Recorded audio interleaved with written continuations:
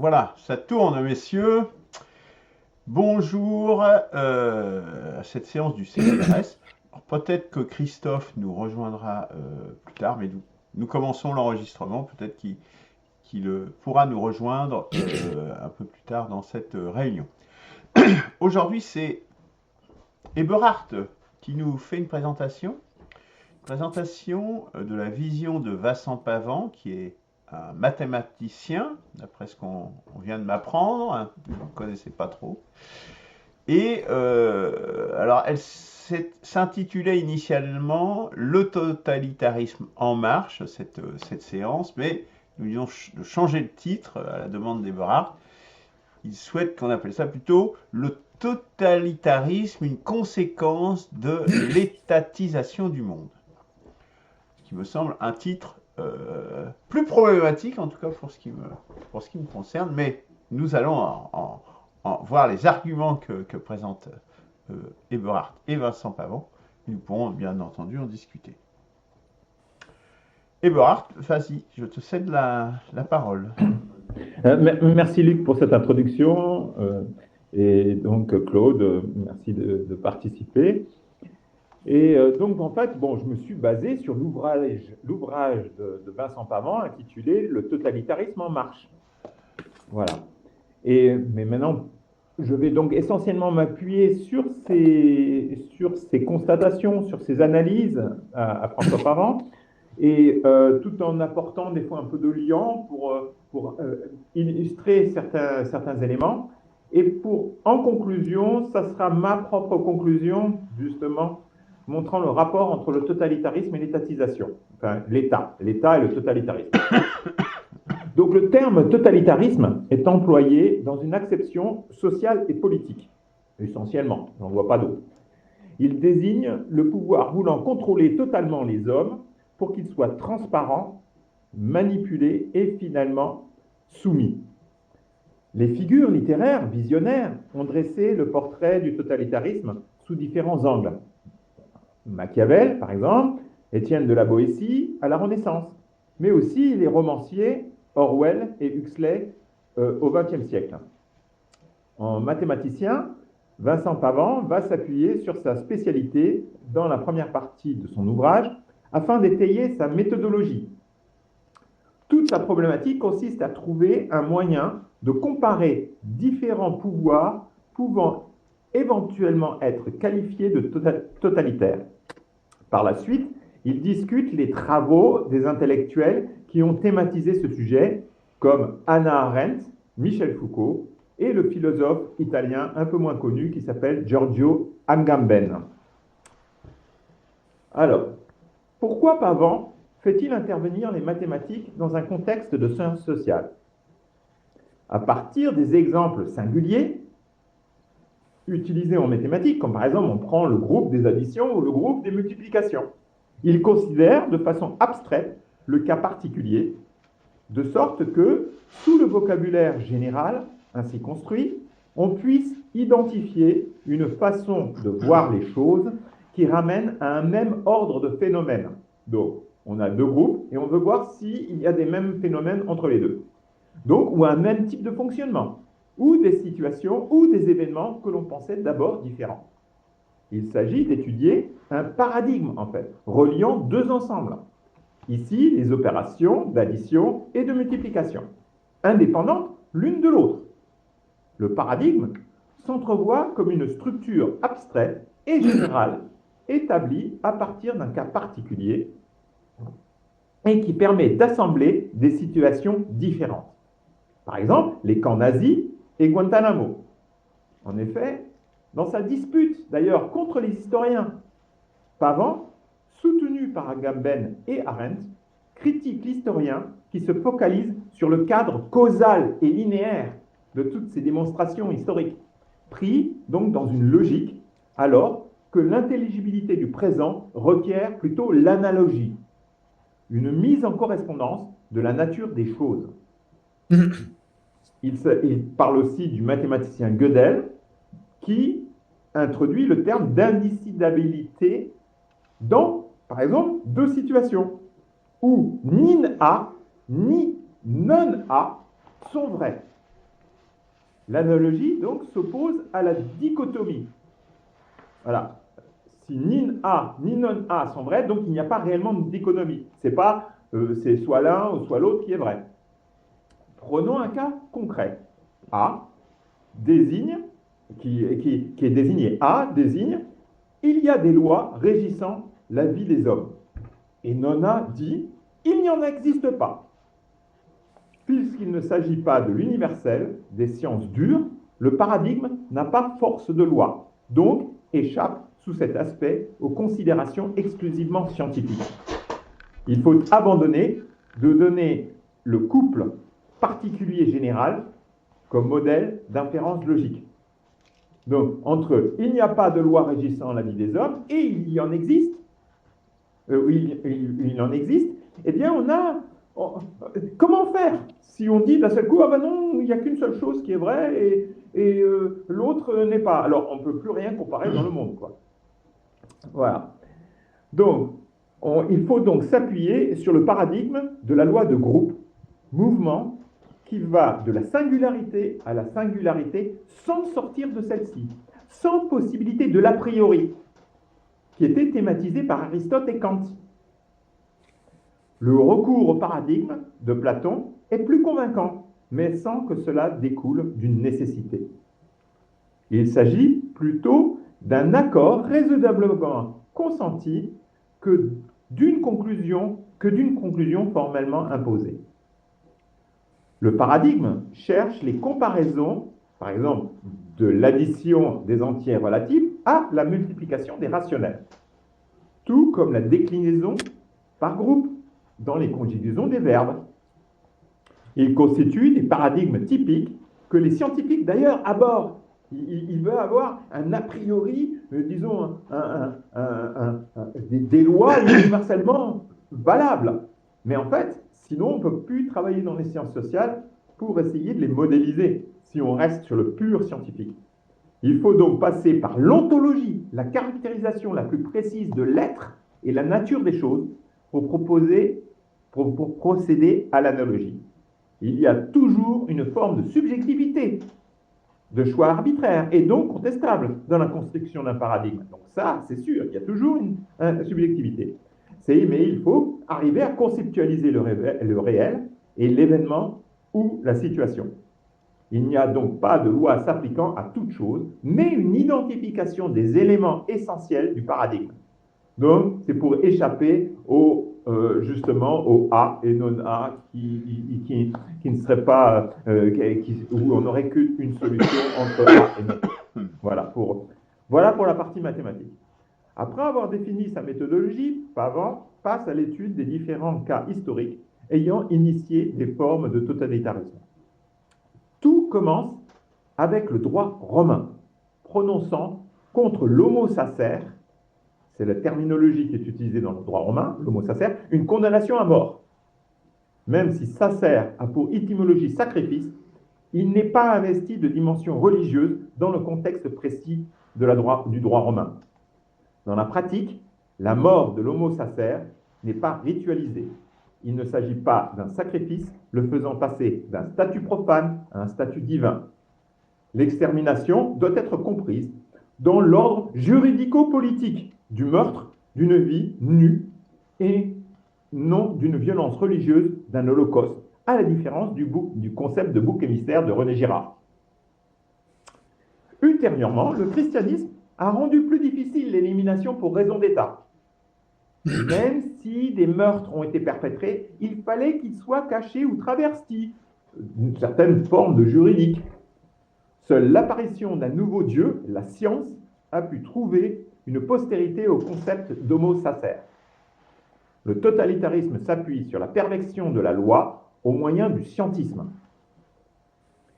Hannah Arendt, dans son étude de l'éthique de la politique, montre que l'éthique sur le plan individuel et privé, en rapport avec Kant, qui a été thématisé par Kant, se sépare du politique dans la vie publique, celle thématisée par Socrate.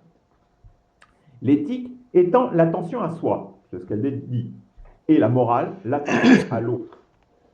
La nouvelle loi totalitaire, scientifique, de l'ère moderne, une pseudo-religion, devient une force autonome, supérieure à l'homme. La science, prétendument inarrêtable, dicte à elle seule le sens de l'évolution de l'espèce, qui ne peut donc rien faire sans s'y soumettre. Les nazis usent du darwinisme et refusent la religion protégeant le plus faible. Les scientistes refusent les règles morales de la religion ou de la philosophie qui avaient abouti aux droits de l'homme et à la liberté de conscience, le libre arbitre. Eichmann, lui, exécute rationnellement des ordres contre la morale. La loi scientifique n'est ni bonne ni mauvaise. Déjà, le sade de la philosophie dans le boudoir, c'est le titre de son titre, Philosophie dans le boudoir, est appliqué par l'OMS dans l'éducation sexuelle depuis la maternelle. Bon, alors, bien sûr, on essaye d'y mettre les formes, mais c'est une hypocrisie les plus totales. En précurseur, donc SAD, était pour l'avortement et l'infanticide, puisque le corps est exploité à usage exclusivement sexuel. Ce qui est professé par les gauchistes de nos jours comme moyen de lutte contre la religion. C'est ce qu'on se rappellera des années 68. Dans la même foulée, on assiste à une intrusion dans l'intimité avec les programmes d'éducation scolaire à la sexualité. L'OMS, il faut bien voir que c'est l'OMS qui introduit ça, parle de citoyenneté sexuelle. Il faut noter le précédent de l'incursion nazie dans la vie sexuelle et de la procréation chez les bolcheviks. Actuellement, il existe une opposition entre la conception du corps, religieuse, qui est religieuse à l'est de l'Europe, et matérialiste à l'ouest, assimilant la valeur humaine à une utilité économique. On parle bien de l'Europe de l'Est moderne, pas de celle du bolchevique.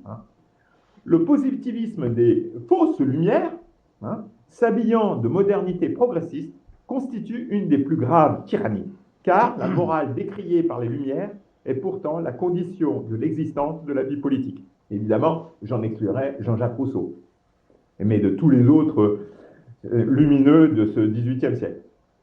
Les horreurs du XXe siècle n'ont jamais été enterrées, comme le montre la déclaration dans le monde diplomatique de l'intello Alain Garrigou, qui s'insurge contre ceux qui ne veulent pas se soumettre aux vérités scientifiques. C'était en rapport avec le Covid. Dans la pensée totalitaire, ce qui compte, in fine, c'est le principe même de mise en conformité avec un discours supposé scientifique, que seule la caste autorisée peut produire. Dans ces conditions, le bien s'efface au profit du vrai scientifique. Et on prend comme exemple le nazisme, loi de la nature, darwiniste, le stalinisme, la loi de l'histoire, ou l'occidentalisme, la loi de la technologie, l'islamisme et la charia. L'homo sacer moderne perd sa protection juridique, tout comme sous la loi romaine, condamnant une personne mettant en péril les règles de la relation avec les dieux. Cette personne est diabolisée, vouée à la mort ou au bannissement, vidée d'humanité, de sa civilité, donc exclue, comme celles qui ont été réfractaires à la politique covidienne. En changeant le cadre extérieur, donnant sa justification à la légalité, en passant de règles collectives usuellement issues de la morale à celles dictées par une nouvelle science de l'évolution, le pouvoir souverain décrète ainsi homines sacré un certain nombre d'individus qu'il éloigne de la cité en les vouant à une mort aussi bien sociale que physique, sans qu'il y ait pour autant atteinte au droit positif. Et je rappelle, le droit positif, théorisé par Locke, impose, par exemple, la ségrégation aux USA. Elle est justifiée par cette loi positive. Ou la mort d'Antigone prononcée par Créon. Là, on prend les deux extrêmes, du point de vue historique. Pour réussir à faire fonctionner une idéologie totalitaire, il faut qu'elle imprègne l'esprit des masses, de sorte que chaque individu finisse par la mettre en application par lui-même.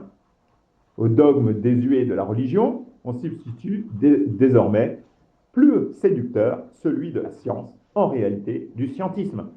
En suivant Arendt, le lien est certain entre totalitarisme et scientisme. Le scientisme, énonçant des certitudes, est l'inverse de la science, qui procède de l'observation reproductive, tout en gardant la notion du doute. La mathématique est de nature différente, car elle est reconnue comme absolue et abstraite. Arbitraire, excuse-moi, arbitraire. La loi de la nature des nazis ou de l'histoire des staliniens est celle de la nécessité et du déterminisme. Or, la vie, dans la condition humaine, vraiment humaine, est une affaire d'incertitude, de risque, d'aventure, de hasard. D'ailleurs, Raoult préfère parler de cela que, évidemment, il s'est démarqué du darwinisme dans son dernier livre. Or, la vie, ouais, ça. Ce qui la rend, par essence, libre, disposant de droits inaliénables, a fortiori non aliénables à la nécessité absolue invoquée par le totalitarisme. Dans un système totalitaire, la règle est plus importante que la loi ou la constitution. La règle, le règlement. Ouais. La légitimité est non justifiée par le raisonnement. Il n'y a plus de débat contradictoire qui est remplacé par des constatations prétendument objectives des faits. La mécanique totalitaire est bien sûr accompagnée par des accusations. Le complotisme, par exemple, qui n'appartient à aucune catégorie scientifique, mais à une qualification politique. On assiste à une psychiatrisation de l'opposant, comme en Union soviétique. Et on utilisera des scientifiques, comme par exemple le Nobel Alain Aspect faisant psychiatriser, faisant des accusations de psychiatrisation, accusant de malade psychiatrique Didier Raoult. Donc ça touche même des prix Nobel. Soutenu par la trahison donc aussi du pape François, qui a justifié les mesures indignes, le régime totalitaire covidien combat pourtant avec acharnement la religion. Donc, comme c'est un comble de paradoxe, parce que contraire justement à la tradition théologique, montrant la nécessité d'une intentionnalité supérieure à l'homme, Thomas d'Aquin prouve l'existence de Dieu. Le matérialisme s'oppose bien évidemment à cette téléologie du finalisme. Darwin a donc l'impression de tuer le créateur. L'évolution est le nouveau récit sur l'homme. Engels déclare sa parenté intellectuelle avec Darwin pour montrer que l'homme n'est qu'une espèce matérielle régie par des lois de même nature. Arendt déclare que la science historique soviétique et la science biologique des nazis a pour base le matérialisme, produisant une organisation sociale. Certains hommes ont leur place, d'autres non. Et c'est là que, normalement, on le va voir maintenant, pourquoi il y a un double jeu au sein de l'Église même, à la fois totalitaire, mais d'un autre côté sacralisant l'homme quand même. Et je dirais même que c'était à l'origine comme ça. Et c'est seulement après, lorsque l'Église s'est étatisée, et là j'insiste là-dessus, qu'elle est devenue ce qu'on a aujourd'hui. Maintenant, pour revenir justement, on va partir d'Aristote avec la définition qui dit « Zoé est la vie naturelle simple ». Et le bios, c'est la vie qualifiée politique. Avec l'institutionnalisation du christianisme, un rapport de force voit le jour entre deux pouvoirs. L'Église sacralise la vie nue en dehors de la vie politique. Ça, c'est dans les textes des théologiens, des pères de l'Église.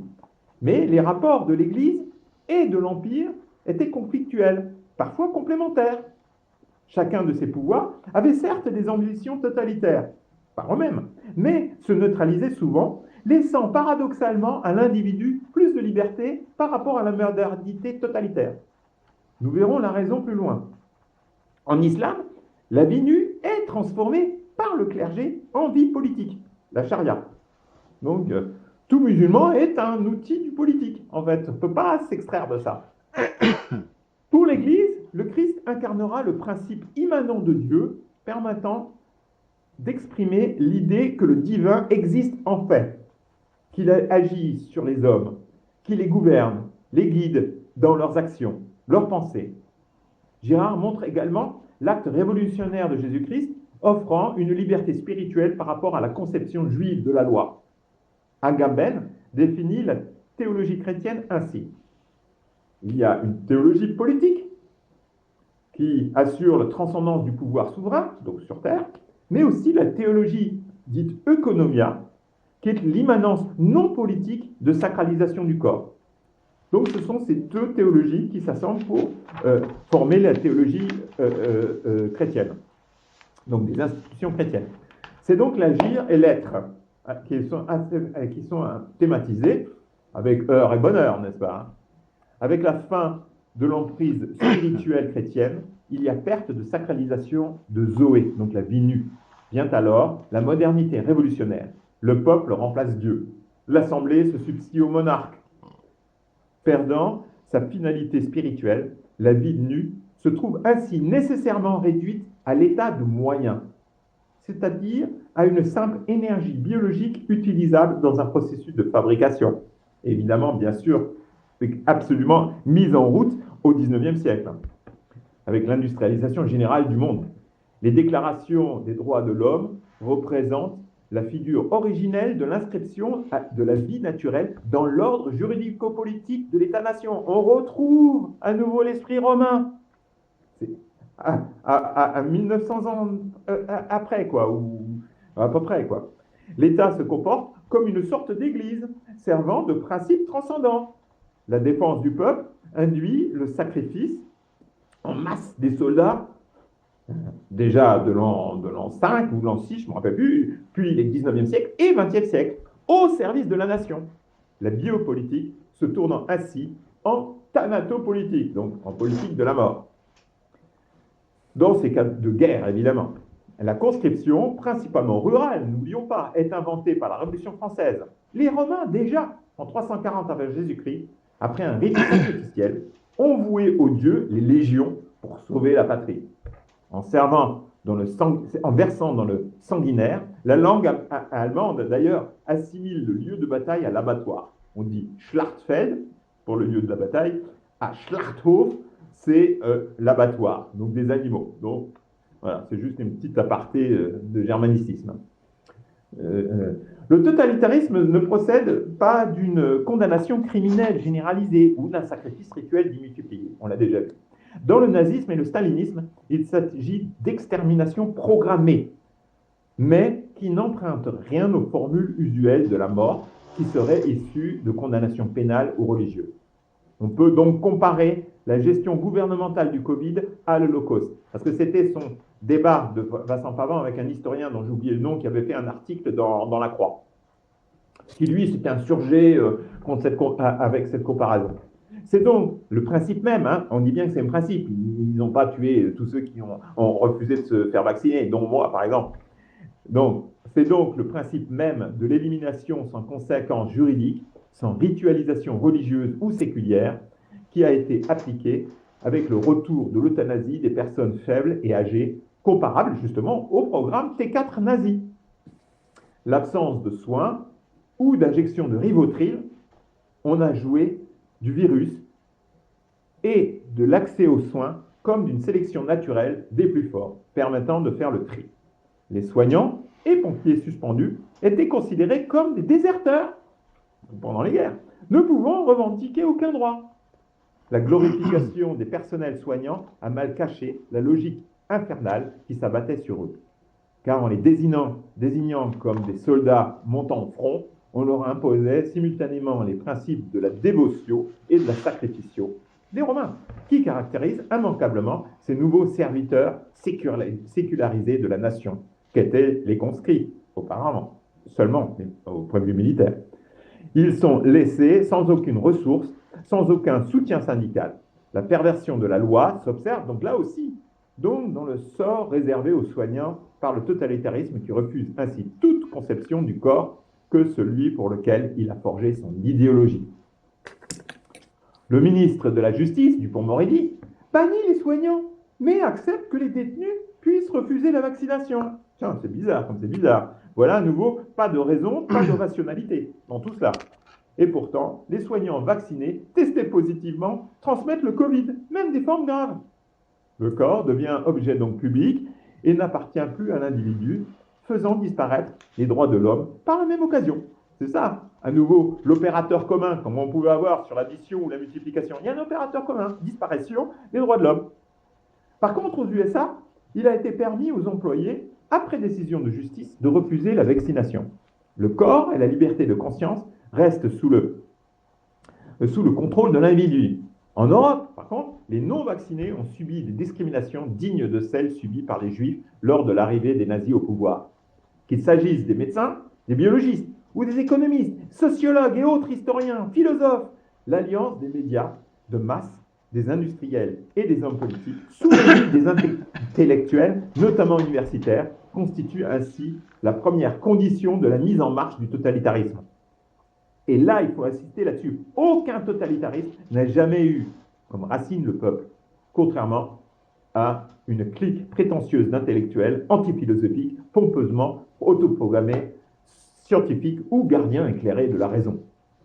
Voilà, et on en revient, en fait, pour illustrer ça, une déclaration de Raoult, j'ouvre les guillemets, ce qui est extrêmement étrange et intéressant, c'est le niveau de tension de vouloir augmenter la couverture vaccinale pour un vaccin dont on a la preuve sous les yeux qu'il ne marche absolument pas. Il n'y a aucun intérêt à vacciner une population qui n'est pas à risque. Aucun, puisque l'épidémie flambe de plus en plus au fur et à mesure qu'on fait des vaccins. On est sorti de la science, c'est de la croyance de la religion. C'est de la croyance, c'est de la religion. Et moi, personnellement, je rajoute, c'est une religion, en fait, bien inférieure à la rationalité thomiste, qui permettait le libre arbitre, même avant, avec Thomas d'Aquin. Pas Thomas d'Aquin, au 5e siècle, aide-moi, Claude. Saint-Augustin. Saint-Augustin, merci. Oui, Augustin d'Hippone, je dis. Voilà. Et parallèlement, voici ce que déclarait une survivante de la Shoah. Donc, ça n'a pas de rapport direct, mais quand même, on voit la parenté finalement. Ouvrez les guillemets. L'Holocauste n'a pas commencé dans les chambres à gaz.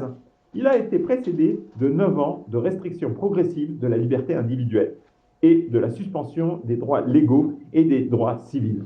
Le décor planté par une propagande alarmiste et haineuse, une série d'édits gouvernementaux discriminatoires et humiliants ont diabolisé les Juifs en les qualifiant de propagateurs de maladies. On retrouve exactement la même chose chez nous. Nous étions, voilà, et fermez les guillemets. Voilà, et donc on retrouve la même chose chez nous, avec le Covid. Nous étions comparés à des poux, dites à nouveau la juge survivante à l'Holocauste. La loi, donc maintenant, fermez les guillemets, cette fois-ci, la loi de la technologie doit régner et tous ceux qui voudraient la contester ou s'y opposer doivent être sanctionnés. Ils deviennent alors sacères, selon le concept romain, aux yeux du pouvoir, du nouveau pouvoir, qui finira par s'en débarrasser sans aucune forme de procès. L'appropriation biopolitique du corps humain par le pouvoir s'accompagne bien d'une expropriation individuelle pour chaque être humain de sa vie nue, la plus intime et la plus biologique, par le complexe étatique. Donc là vient ma conclusion à moi. En conclusion, il n'est pas anodin de situer le germe du totalitarisme chez les Romains, car ils furent les initiateurs d'un État fort qui mettait en esclavage tous les peuples au moyen d'un codex juridique centralisé.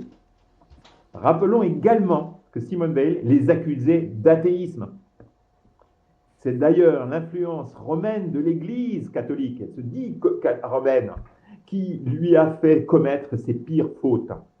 Si on avait pris les Romains, les catholiques, enfin les chrétiens des premiers siècles, il n'y avait aucune chance qu'ils nous instituent une sorte de totalitarisme.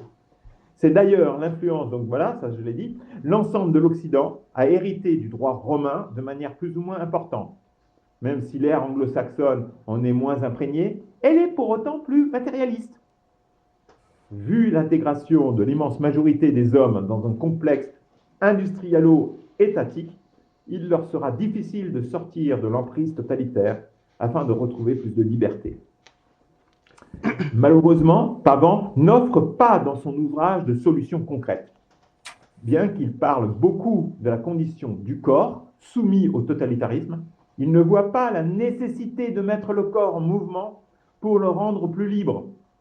En effet, celui qui reste assis a un besoin vital, bien qu'inconscient, de voir l'appareil totalitaire lui fournir les moyens d'une existence confortable. Et là, évidemment, je pense à tous ceux qui restent bien sagement à gagner de l'argent assis sur leur chaise. Comme moi. Bien qu'il parle... Donc voilà, c'est ça. Donc, c'est ça. Donc, Je crois que j'ai fait ça à beaucoup de Bongo. conditions du corps, il ne voit pas la nécessité de prendre, pour se rendre plus libre. En effet, celui qui reste assis a un besoin vital, bien qu'en conscience, ça fait de lui. Il ira donc jusqu'au mensonge à lui-même, à la restriction mentale pour ignorer cette loi socio-économique. L'atrophie des muscles s'accompagne tout naturellement de celle de l'esprit. Au cours de tout processus totalitaire centralisateur et industriel, les neurones reliant les nécessités matérielles aux neurones identifiant les besoins de l'âme sont désactivés. Les sédentaires, occupés à des fonctions de service, sont pris dans la prison mentale du complexe industrielo-étatique. Même s'ils vont s'en récrier, hein, comme la mouche emmaillotée par l'araignée sur sa toile. Comme hypnotisé par le cobra, tout l'Occident est fasciné depuis des millénaires par la prêtrise sur sa pyramide. Le monde entier même est attiré et grimpe sur la pointe de la pyramide au point d'en fragiliser tout l'édifice qui tombera au moindre déséquilibre. Le Christ avait lui-même déjà anticipé la chute du temple, ankylosé dans les vieilles lunes. Mais qu'on ne s'y trompe pas, pratiquer un peu de sport ou de jardinage ne nous rendra pas plus libres. La liberté s'acquiert avec une activité physique ayant une utilité sociale pour son entourage et son territoire. Paysans, maçons, mécanos, etc. Il y a beaucoup d'autres, boulangers, tout ce que vous voulez, quoi, qui permet d'être plus autonome par rapport à la centralisation étatique et médiatique. Cette injonction est impérative parce que l'Europe de l'Ouest est pauvre en matières premières et que son tissu industriel a été détruit par ses dirigeants.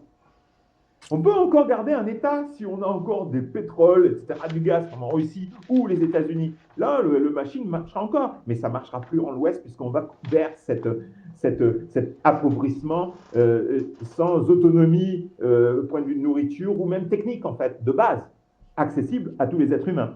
Le totalitarisme, de plus en plus barbare et sanguinaire, se répand partout, surtout au niveau d'un réseau local. Le bon sens et les idées pratiques ne peuvent se former et avoir plus de consistance que par l'exercice d'activités productives dans la lignée des besoins de l'âme développés par Simone Weil dans l'enracinement. Donc, il ne suffit pas d'avoir des besoins de l'âme, il faut que ces besoins de l'âme soient aussi en rapport avec une production qui est enracinée. Voilà, et je vous remercie. Merci beaucoup, Eberhard. Moi, j'ai envie de réagir tout de suite, mais Claude, si tu veux le faire, c'est comme tu veux. C'est comme tu veux. Alors, moi, je veux bien parce que je voudrais rebondir justement sur ce qu'il vient de dire à l'instant. À l'instant, oui, d'accord. Ouais, à l'instant, vas-y, ça sera puisque effectivement, moi, je suis en accord je suis en accord sur pas mal de choses. Il y a beaucoup de choses qui me semblent quand même floues avec des raccourcis qui me semblent assez audacieux, pour pas dire curieux, mais bon, bref. Mais globalement, il y a quand même des choses qui sont intéressantes et très intéressantes et me semble-t-il justes. Notamment cette dernière, l'activité de production. Donc, tu as dit, il ne suffit pas d'avoir les besoins de l'âme, il faut aussi avoir le travail productif. Eh bien, à telle enseigne que dans la Constitution que nous avons rédigée dans le préambule, nous avons ajouté aux besoins de l'âme proposés par Simone Weil, en premier lieu, nous avons mis le travail, justement. C'est pas du tout un hasard. Donc, je pense que là, du coup, on se retrouve complètement. Quel travail ? Le travail, surtout le travail déjà productif, mais en premier lieu, le travail physique. C'est rédigé comme ça. Je te renvoie à la Constitution pour voir comment c'est rédigé précisément. Merci. Et puis ça me fait penser à un de mes anciens collègues de travail, parce que moi, effectivement, j'ai travaillé longtemps dans les bureaux, même si dans ma jeunesse, si on m'avait dit que j'aurais passé, pas toute ma vie dans les bureaux, mais une bonne partie de ma vie dans les bureaux, j'aurais fui, mais il m'a dit une chose. Alors lui, il est très dans la ligne du parti, très Biden, etc., etc. Il faut tuer Trump, etc. Mais donc pour vous dire, oui, j'ai entendu ces gens-là en 2016. Hein. Ah oui, ces gens-là, c'est là qu'on voit que ce sont réellement des fascistes, puisque un mec pourtant vachement sympa, ouvert, etc. Le mec, il fallait tuer Trump en 2016, à la première élection. Le mec, genre babacool un peu, si vous voulez quoi. Et c'est là qu'on voit que dans leur idéologie, au fond, elle est vraiment néo-fasciste au sens vraiment Totalitaire. que l'explique. Mélangeons pas tous les concepts, je vais y revenir sur totalitaire, parce que c'est quand même différent. De fascisme, c'est quand même différent. Fascisme, pour moi, c'est la restriction drastique des libertés et l'usage régulier de la violence. C'est ça, pour moi, le fascisme. Donc, du coup, il peut être d'extrême droite, comme historiquement, il peut se situer n'importe où, et lui, il était plutôt d'extrême centre ou d'extrême gauche, si vous voulez. Mais les méthodes vont être les mêmes. Hein. Il faut l'assassinat, c'est-à-dire la violence de façon récurrente, etc. Les antifas, aujourd'hui, sont l'archétype des fascistes, pour moi, quelque part. C'est tellement... Et, alors, ce qu'il me disait, bon, je reviens sur ce qu'il disait, il m'a envoyé un message, il me disait, mais nous, on a la chance de travailler dans les bureaux. Et j'ai répondu par message. Enfin, je sais plus ce que j'ai répondu exactement, mais j'ai dit, mais en quoi c'est une chance? Enfin, pour moi, ça n'est pas du tout, quoi. Enfin, c'est comme je dis tout à l'heure, j'aurais jamais imaginé. Enfin, j'ai pas fait que de travailler dans les bureaux, mais j'ai quand même passé une bonne partie de mon activité professionnelle dans les bureaux. Mais pour moi, c'était pas du tout un choix. Si j'avais pu choisir de faire autrement, j'aurais fait autrement. Et puis, une autre discussion qu'on a eue récemment avec quelqu'un de ma famille, pas plus tard qu'hier, sur le fait l'esclavage du non-travail. L'esclavage également du fait que vous devez tout consommer. C'est-à-dire vous ne devez pas faire la cuisine, pas faire même des tâches quotidiennes comme ça. Il faut acheter, acheter, acheter.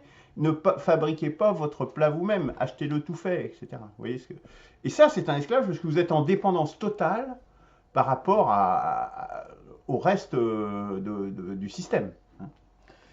Voilà. Donc ça, effectivement, c'est un totalitarisme.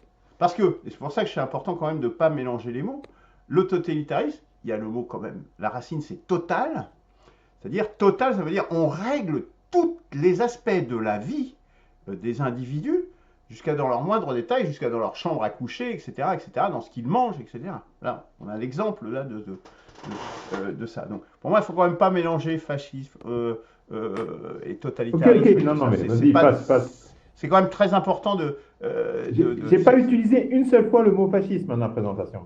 Mais oui, mais là, dans la discussion, tu viens de l'employer. Donc, je dirais que tu n'as pas suffisamment peut-être souligné cette racine qui me semble tout à fait importante, c'est le règlement de tous les aspects de la vie. Et notamment, là je fais un saut où tu dis, et notamment si tu as fait changer le titre en disant il y a besoin d'un État pour imposer le totalitarisme. Moi je dis non, pas forcément. L'État est un moyen, effectivement, très puissant, très utile. Les nazis en sont, avec la sacralisation de l'État, en sont un exemple. Je dirais c'est l'exemple typique, certes, mais c'est pas forcément que comme ça. Comme tu l'as dit, ce qu'il faut, c'est qu'il y ait une racine, une élite, un groupe d'intellectuels qui instaure l'idéologie qui va porter ce totalitarisme. Et ça, tu peux le retrouver indépendamment de l'existence d'un État. Moi, par exemple, et c'est mon opinion, je pense que l'islam est totalement dans ce cas-là. Puisque, effectivement, on règle tous les aspects de la vie, avec des règles, ça c'est autorisé, ça c'est interdit, ça c'est obligatoire. Et puis, tous ceux qui sont en dehors, il faut plus ou moins les zigouiller. Hein. Si tu es mécréant, soit convertir, soit zigouiller.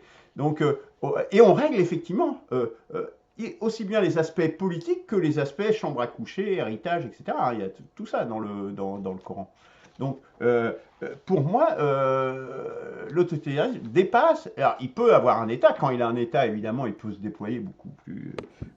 Mais la racine, elle vient d'une idéologie quand même. Hein. Je pense que ça, c'est quand même. Tu l'as dit, mais je souhaite souligner ça. Tu as parlé des guerres, etc. Bon, des guerres, il y en avait à l'époque des rois aussi, hein, et des empereurs romains, hein, qui étaient des empereurs et il y avait des rois, il y en a eu plein. La guerre, malheureusement, débarre a priori avec le néolithique. Et tu as parlé d'opérateurs communs, la disparition des droits de l'homme. Là, j'en viens à un sujet qui me semble tout à fait important. Oui, absolument. Et je crois que c'est vraiment ça la clé.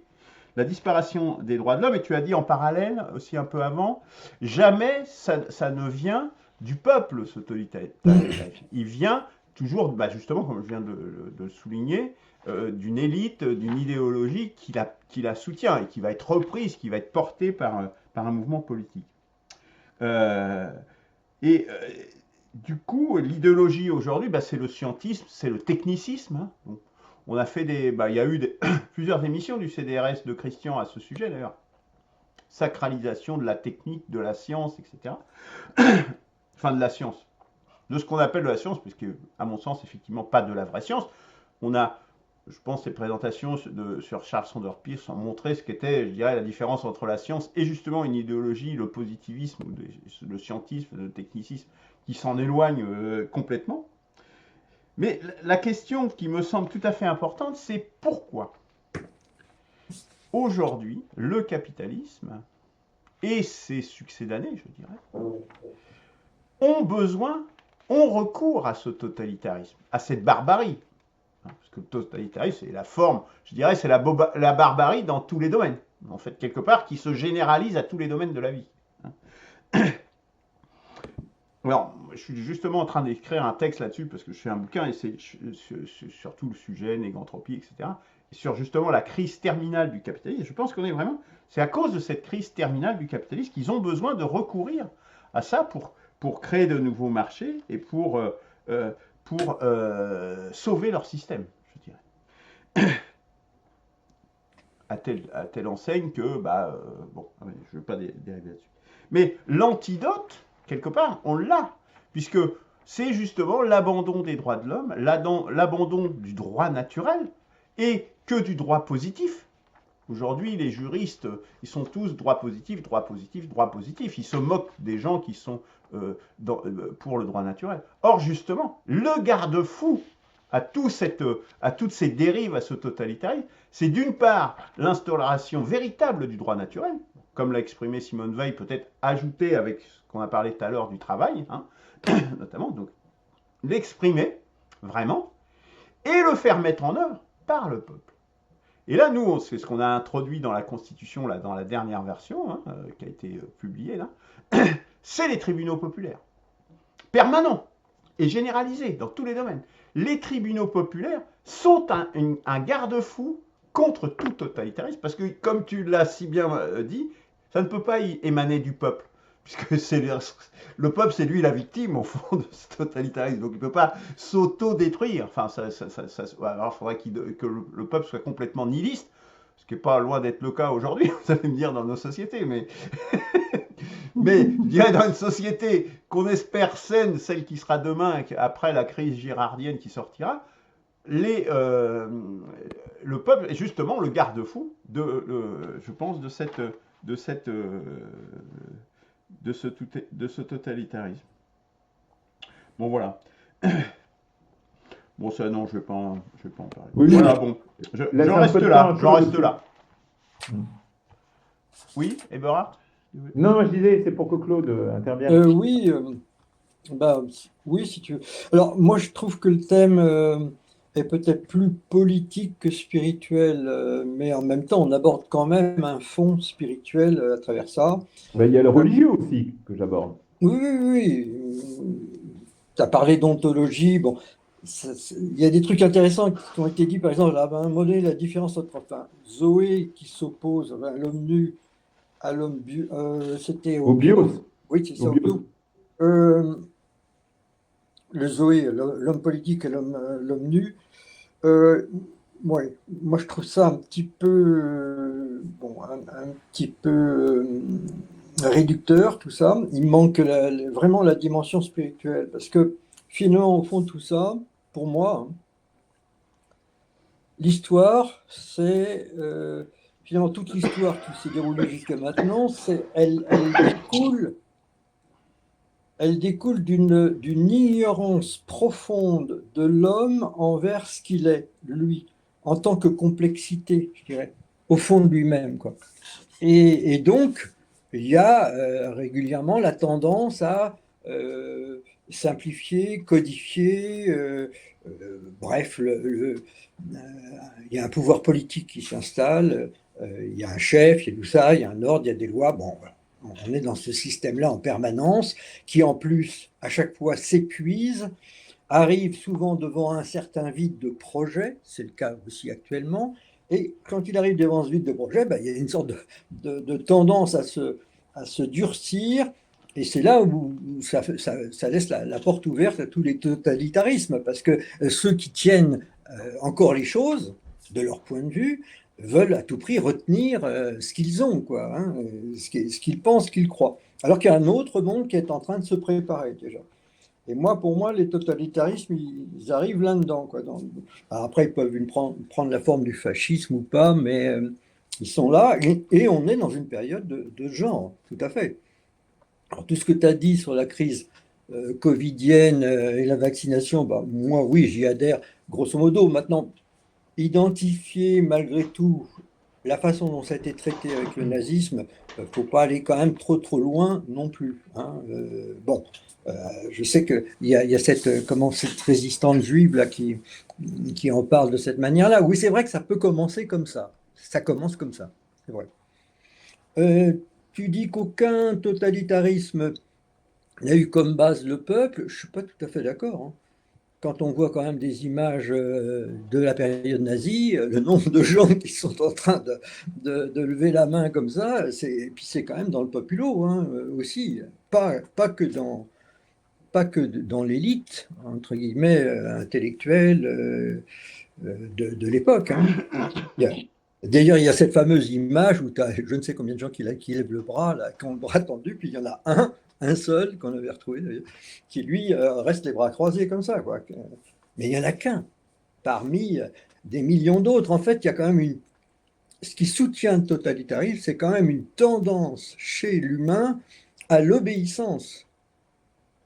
Une obéissance sans réflexion. Donc j'ai bien aimé que tu arrives après à la fin sur la notion de liberté, mais pour moi la liberté ne se gagne pas dans le travail, quel qu'il soit, même si le travail est absolument utile et nécessaire, mais dans le fait de se débarrasser de ses préjugés, de tous ces préjugés. Il faut en fait pouvoir embrasser au fond de soi toute l'humanité, y compris les hommes les plus monstrueux de notre point de vue, parce que c'est notre humanité aussi. Moi, je crois qu'on est capable de cela, et c'est là où on retrouve vraiment l'unité, le divin au fond de nous, quoi, et la vraie liberté. Donc de renoncer au jugement, parce que finalement, tous les totalitarismes, c'est cette manière de figer les choses, de les arrêter, comme la religion l'a fait, comme la science, ou plutôt le scientisme, le fait aujourd'hui, et alors que nous devrions être en permanence dans une dynamique évolutive, où on ne fige rien, et tout reste ouvert parce que l'homme évolue. Et finalement, ce qui a toujours manqué à ce monde, c'est qu'on a tout perfectionné, hein, au niveau technologique, matériel, etc. Ça, oui. Mais notre propre perfectionnement, jusqu'à maintenant, ben, on n'y a pas beaucoup pensé. Et il part de nous. Voilà, si tu veux, pour moi, où est le fond du problème, quoi. C'est dans le perfectionnement de l'homme. Et c'est aussi ça qui sera, à mon avis, l'antidote à un retour à des totalitarismes ou des fascismes, tout ce truc-là. C'est vraiment dans la liberté redevenue vivante dans l'humain, donc aussi dans sa réflexion. Oui, merci Claude de ces remarques. Alors, je ne pouvais pas, dans ce cadre, je ne souhaitais pas du moins, rentrer dans, évidemment, les dimensions spirituelles telles qu'on les a abordées à d'autres moments.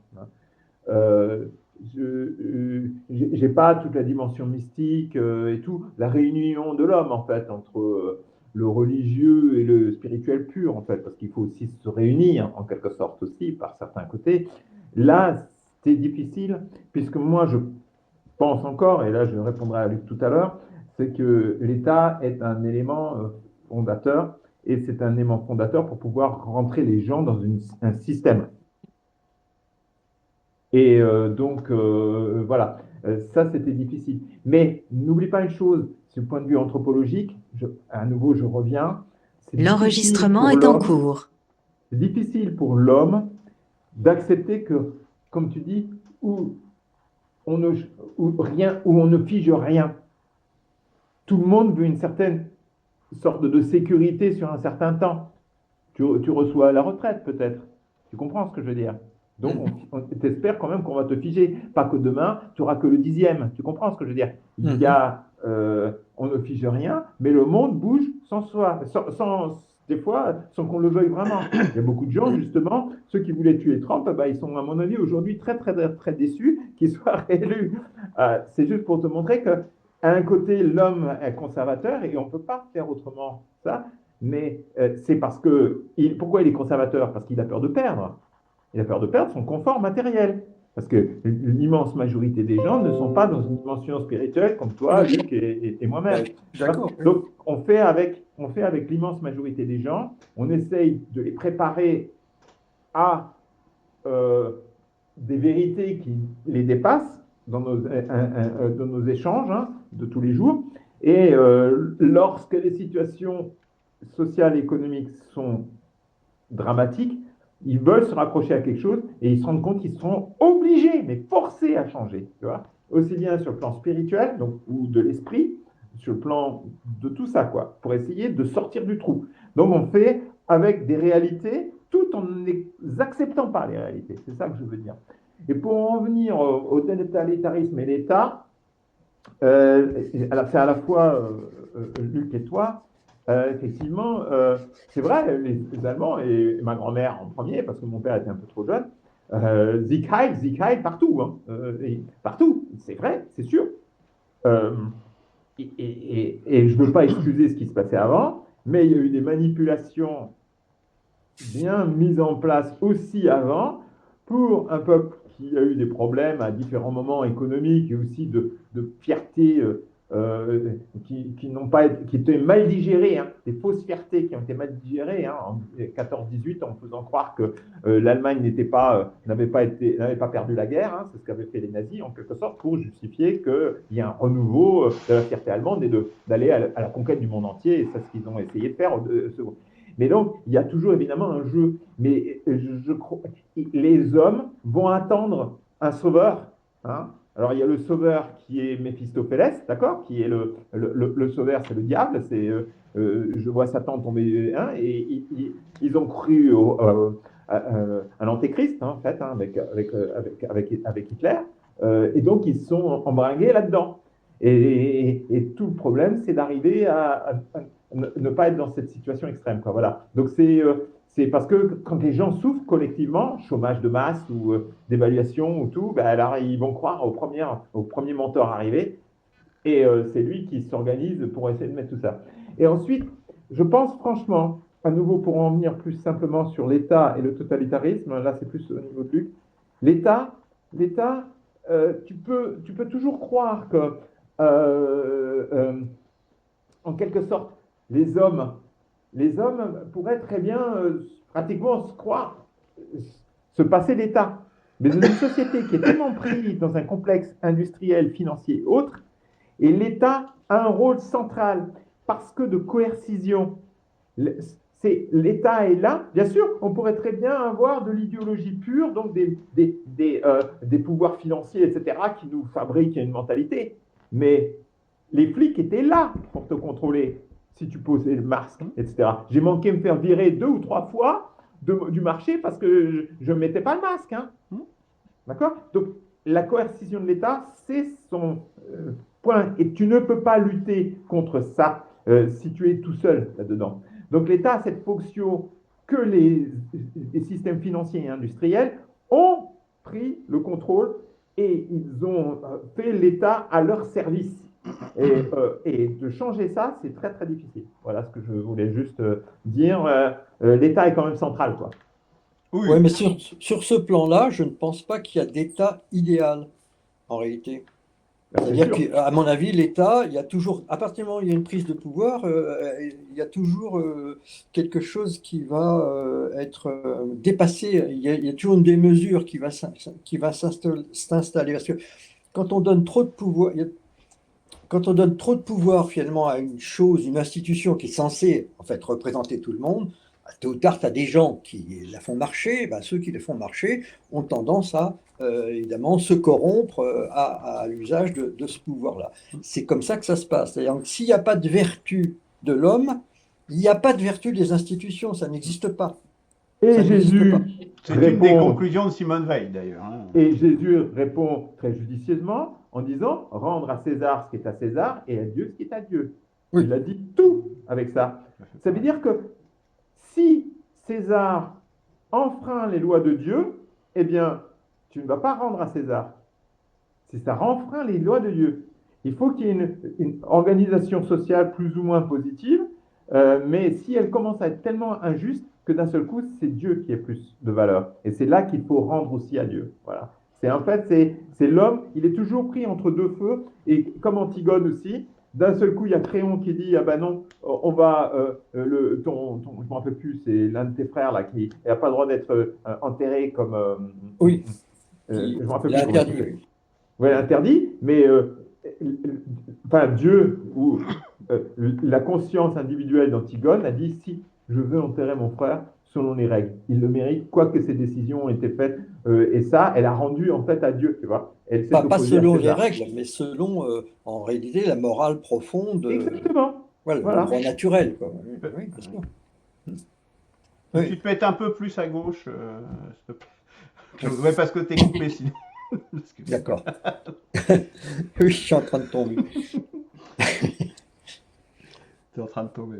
Ouais. En tout cas, tu as eu aussi tout un passage, j'avoue que je n'ai pas très très bien suivi, Ouais. de méthodologie sur le paradigme, sur toutes ces choses-là. Là, j'ai eu un petit peu du mal. J'ai cru comprendre que Vincent Pavant voulait, en quelque sorte, justifier ces outils d'analyse et justifier le paradigme, mais bon, il n'a pas besoin de le faire. En fait, le paradigme s'appuie davantage sur l'analogie, quoi, que sur le raisonnement un peu plus classique. Cause à effet. Moi, ça Ouais. ne me dérange pas, si tu veux, ça, c'est pas. Oui, mais il y a toi, pas- ça ne te il y a dérange besoin. pas. Hein? Mais dans le milieu intellectuel des historiens et des scientifiques, Ouais. ils n'aiment pas. C'est ça. C'est le début. Tu l'as pas lu. Tu l'as acheté le bouquin. Oui, oui, je l'ai acheté, mais Eh je ne l'ai ben, pas lu. juste J'en ai après lu une ça, partie. le début, il explique bien pourquoi il est obligé d'introduire le paradigme. Parce que l'historien là, qui fait son interview à la Croix en disant il est inadmissible de porter une étoile jaune pour s'identifier à ça, et c'est un spécialiste du nazisme, tu vois. Donc en fait, il est obligé dans son toi, ça t'a pas gêné, mais par rapport aux gens qui font partie de cette intelligentsia, qui disent non, non, finalement, c'est moi qui sais ce qui est du nazisme, et c'est seulement quand on est... Oui, il y a un moment donné, un de vous deux qui disait, oui, oui je crois que c'est toi, Claude, oui, effectivement, la politique du Covid, c'est pas la même chose que le nazisme. Oui, mais je dis, c'est des principes que si on les laisse faire, Oui, on oui, aboutit je suis d'accord. à Ça, je suis Parce d'accord. qu'ils jouent là-dessus. Tous les Oui. pouvoirs, la collusion étatico, politico, financière, médiatique, etc., Oui. s'ils voient que les gens sont passifs, ils vont les mettre comme dans le nazisme. Et Oui, on oui. y aboutit. Et d'ailleurs, ce qu'on observe actuellement sur l'Ukraine, c'est exactement la même chose. Notre Macron et Starmer, hein, le Scholz un peu moins aujourd'hui, mais on ne sait jamais, à partir de dimanche, il y a des élections en Allemagne, on ne sait jamais s'ils veulent nous entraîner dans une guerre contre la Russie. Voilà. Donc, c'est oui, et c'est comme Hitler a entraîné les Allemands dans la guerre contre la Russie. Oui, mais sauf qu'on n'a pas du tout les moyens de la faire. Non, mais même, oui, mais ils ont besoin. Non, mais il faut bien comprendre, c'est pas les moyens guerriers, ils s'en fichent. Oui, oui. Non, mais personne n'a envie d'aller se battre de toute façon contre la Russie. C'est ça. Ah bah si, Macron, Starmer, c'est oui, ça. Oui, mais lui, il a qu'à prendre son bâton. Ils ont même réussi à le faire faire aux Ukrainiens quand même. Hein. Ils s'en fichent. Hein, c'est la nation en péril. Tu te rappelles la démonstration? C'est exactement le même principe que actuellement est en train de mettre en place Macron et sa bande là. D'autant plus qu'ils sont sur le reculoir avec l'arrivée, alors qui s'explique aussi par la crise terminale du capitalisme, etc. Bon, on en revient, c'est peut-être pas le lieu ici, mais ce que j'explique dans le texte que je publierai dans quelques semaines, avec l'arrivée des libertariens, des trumpistes, etc. Donc, par réaction à ça, la fuite Ouais. en avant justement dans la guerre oui. est Ah aussi oui. une option qui, les moyens, ils suivront, hein, on dit maintenant. Ouais. Et quand tu vois les désinformations qui ont lieu dans les masses médias sur ce qui se passe actuellement entre Trump et Poutine, c'est incroyable. Mais tout, ils annoncent des choses que Trump n'a jamais dites, et c'est parce qu'ils ont quasiment 100% des médias de grand chemin, les milliardaires, etc., eh bien, ils nous font croire que Trump a dit des conneries immondes, alors que ça n'a jamais été le cas. Et c'est vrai qu'encore aujourd'hui, sur le marché, il y a des gens qui me disent « Ah oui, mais j'aimerais pas que Poutine nous envahisse. » Mais Ouais. sérieux, ils disaient ça. Ouais, mais Non, mais je sais. ceux qui Voilà. défendent ça ont quand J'en même connais le aussi. sol qui se déroule. 74% des Français et des Allemands auraient voté Kamala Harris. Ouais, tu Pourquoi? Ah bah oui, mais ils sont pas en Ouais. Amérique. Voilà. Ok, Non, mais c'est- on est à un petit peu plus d'une heure. Ouais, Ouais, non, on oui, peut Je s'arrêter. propose qu'on en reste là. Moi, je voulais quand même deux petits points qui vont enchaîner sur nos prochaines émissions quand même. Tu vas me dire un petit moment, Claude, l'homme évolue. Alors moi, je suis en désaccord total avec ça. Comme dit Henri Guénaud, l'homme ne change pas. Le monde évolue. La seule constante, c'est le changement. Mais c'est le changement des structures sociales, etc. Mais l'homme en tant que tel, c'est un animal social, etc. Il ne change pas. Et quand il a changé, pour passer de Cro-Magnon à Homo sapiens, et à l'époque de la révolution néolithique, hein, eh bien, la taille de son cerveau a diminué. Et la phase actuelle, si l'homme devait changer, ça serait plutôt une régression. Donc moi, je ne suis vraiment pas certain qu'il faille que l'homme change. Au contraire, qu'il retrouve sa nature profonde, et pas qu'il change, justement. Mais c'est ça, changer. C'est Ah bah non, c'est sur pas la nature changer, profonde. justement. C'est C'est ça, justement changer. pas changer. Mais c'est ça, changer. Non, c'est pardonner au revenir à lieu de sa se nature venger, profonde. c'est Tu vois, c'est pas arrêter du de tout faire la changer. guerre et mettre la paix. Enfin, c'est ça, changer. C'est ce changement d'attitude. Ouais, mais il faut pas prendre ce mot-là à ce moment-là. Il faut pas prendre changer. Tu vois ce que je veux dire? Ah, Tu peux pas ben, utiliser le même mot. tu changes quand même ta vie, ta manière de faire. Oui, C'est-à-dire mais des réflexes. c'est Les réflexes. périphérique. Le cœur, c'est pas le changement. Le cœur, c'est au contraire revenir à sa nature profonde. D'accord. Tu vois ce que je veux dire? C'est vachement important parce que du coup, on a l'impression, bah oui, il faut changer, etc. Tu vois? C'est le discours dominant. Et ça crée des quiproquos, tu vois? Ah oui, je d'accord, pense. je comprends. Oui, je comprends mieux ce que tu veux dire, oui, d'accord. Ok. Et puis donc, sur la souffrance, dont a parlé Berhardt à la fin, la souffrance, eh bien, et nous le verrons quand je parlerai de l'acceptation, où on va en parler également quand tu vas présenter ta vision du mal, Claude, je pense. Ah oui, sûrement, oui. La souffrance, le mal, c'est aussi un moteur. Ah C'est bah le oui. mot de la fin, si vous voulez bien. Ok. Donc la semaine prochaine, on a